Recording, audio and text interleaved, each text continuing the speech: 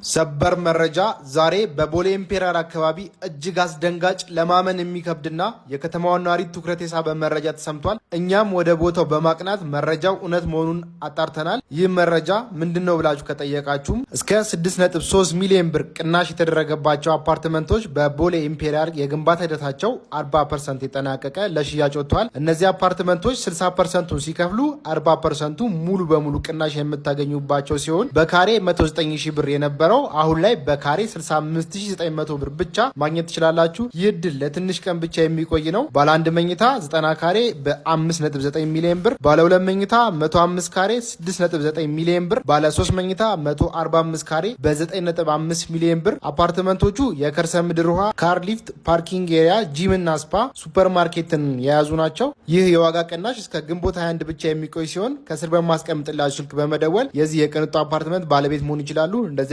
የቤትና የሱቅ መረጃ እንዲደርሳችሁ አካውንታችንን ፎሎና ላይክ ማድረጎትን ያርሱ። እናመሰግናለን።